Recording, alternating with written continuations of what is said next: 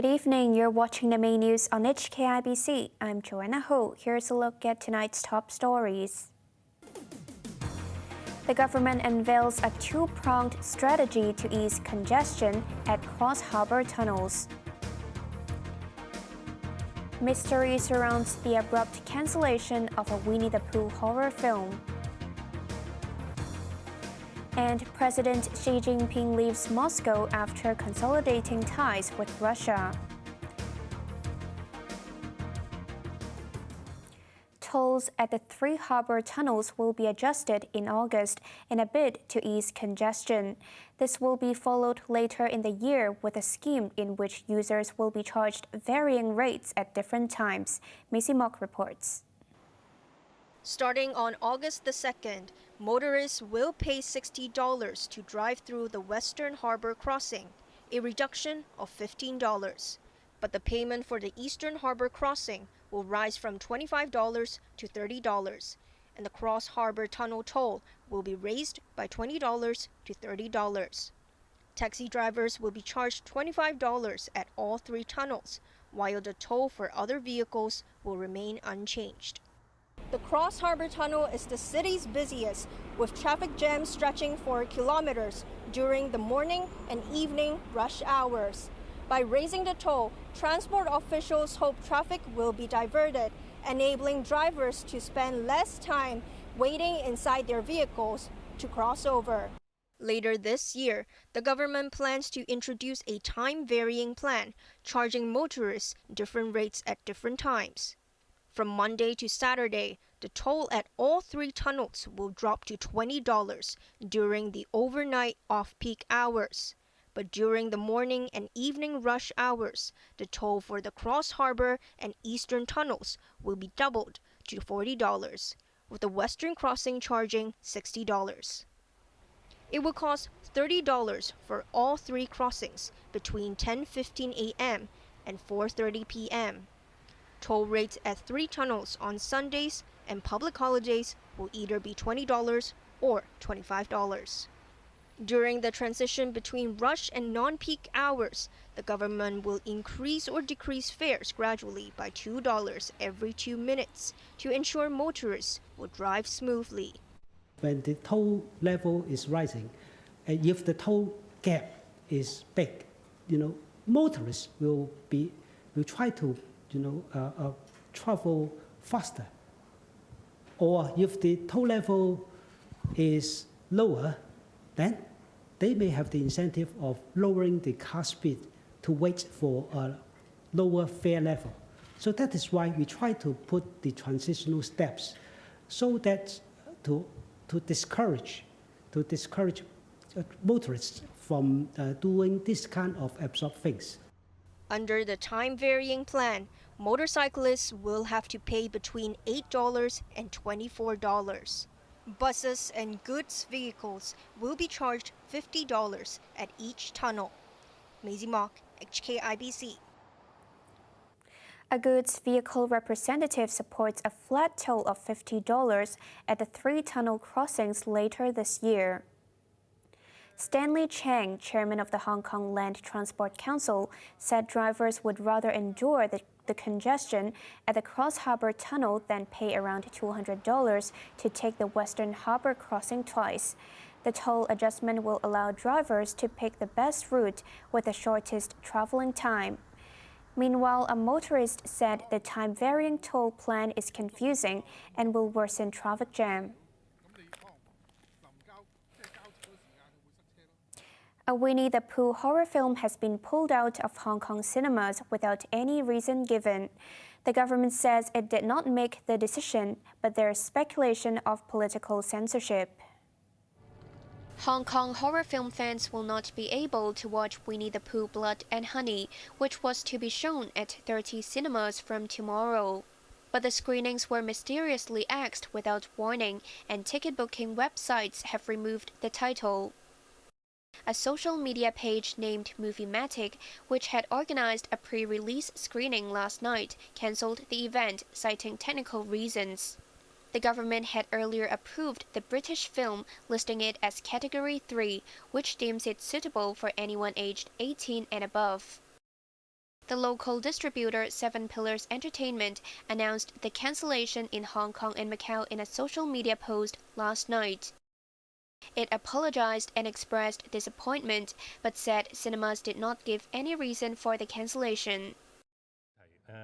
Culture Chief Kevin Yeung said he only learned about the development very recently, adding that he believed the distributor made the decision. The Office for Film, Newspaper and Article Administration suggested that cinemas took business considerations into account. The movie director Rhys Frake Waterfield suspects there were political concerns as there were no technical problems in countries where the film was screened.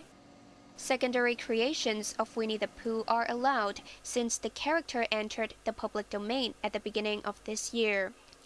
But the famous cartoon bear has been regularly censored on the mainland. In 2021, Hong Kong lawmakers gave the government the green light to ban films deemed to threaten national security. Former Democratic Party Chairman Albert Ho has been remanded in custody after his bail was revoked in West Kowloon Magistracy. Ho, who faces trial on a charge of inciting subversion of state power, was granted bail in August last year because of his health condition. He was arrested by National Security Police yesterday on suspicion of perverting the course of justice by interfering with a witness in connection with a separate national security case. Chief Magistrate So Wai-tak said Ho had breached his bail conditions. President Xi Jinping has left Russia at the end of a visit that strengthened relations between Beijing and Moscow. His talks with Vladimir Putin focused on China's blueprint for peace in Ukraine. Azam Khan reports.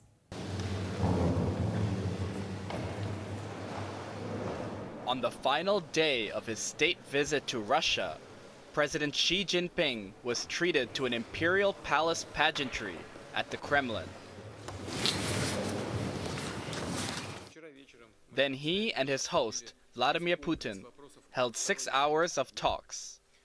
The Russian leader hailed China's proposals for political settlement and a ceasefire, saying they provide the foundation for a peace deal whenever Ukraine and its Western backers are ready. Both presidents issued joint declarations pledging to bolster strategic cooperation and expand the use of their currencies in mutual trade to reduce dependency on the West. But Xi stopped short of agreeing to buy more natural gas from Russia. They also vowed to prevent so-called color revolutions and called for an investigation into the sabotage of the Nord Stream gas pipelines. And they expressed concerns about US and British efforts to work with Australia on nuclear-powered submarines. After a state dinner in a 15th century palace, Putin saw his visitor out, a rare gesture by the Russian leader.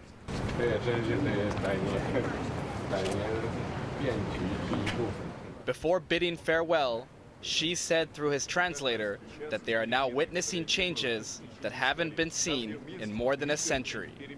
His tour not only provided a major political boost for Putin, who has been isolated by the West, it also allowed China to flex its diplomatic muscles in search of peace, unlike Western countries, which are rushing arms to Ukraine. The visit also provided cover for countries like India that don't want to pick sides. Azam Khan, HKIBC. Japanese Prime Minister Fumio Kishida has left Ukraine after pledging Tokyo's staunch support. He held talks with President Volodymyr Zelensky following a touring of war-affected areas. In May, Kishida will chair the summit of the G7, a bloc of advanced countries that is solidly behind Ukraine in its war against Russia. Until now, he was the only G7 leader not to have traveled to Ukraine and was under pressure from his own ruling Liberal Democratic Party to visit Kyiv. Kishida's tour coincided with President Xi Jinping's talks in Moscow. At least 13 people have been killed and hundreds injured in a powerful earthquake that rocked Pakistan and Afghanistan. The 6.5 magnitude tremor damaged buildings and triggered landslides. Emergency workers in Pakistan toiled through the night to take the injured to hospitals. People in the affected region spent the night outdoors despite the freezing conditions. The quake centered on the mountainous region bordering Pakistan and Afghanistan, with tremors felt as far south as the Indian capital, New Delhi. There is growing outrage in the United States following the release of a video after another black man died during an encounter with law enforcement officers. The tragedy this time occurred in Petersburg, Virginia. Arvo Otieno was dragged handcuffed into a room in a mental hospital. There he was wrestled to the ground by police officers and medics. 28-year-old Otieno was pinned down for several minutes and died after attempts to revive him failed. His death occurred 2 weeks ago after he was arrested as a burglary suspect. 7 sheriff deputies and 3 medical staff have been charged with second-degree murder. Those 10 monsters, those 10 criminals, I was happy to hear that they were indicted. And that is just the beginning step.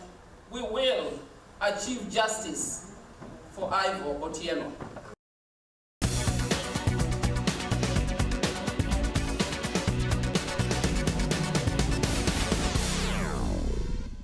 Stocks in Hong Kong advanced today with the Hang Seng Index gaining 1.7% as fears of a global banking crisis receded. Standard Chartered led a rally in banks, climbing 3.7% on Washington's assurance that it will step in to prevent runs on lenders. Banking giant HSBC rose 3.1%.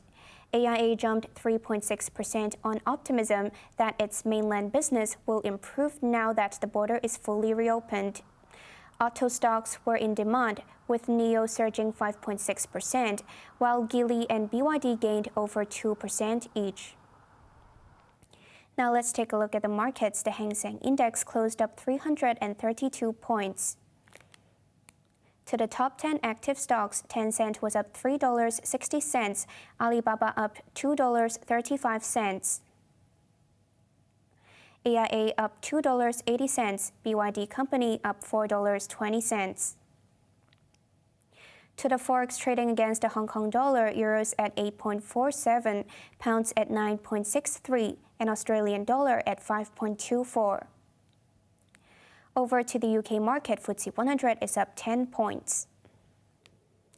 Hong Kong's annual Art Central has opened its doors to visitors at the Convention and Exhibition Centre. Over 70 art galleries and 300 artists from around the world are displaying their work. The Hong Kong Tourism Board is collaborating with the organizers to showcase art pieces created jointly by local and overseas artists. They include a Hong Kong version of the famous Along the River during the Qingming Festival. The local painting illustrates the city's urban view. The event ends on Saturday. On to the weather now. Cloudy with a few light showers and thunderstorm later. Temperatures will range between 24 and 27 degrees. Expect similar conditions in the lead up to the weekend. Now let's take a look at the weather around the world.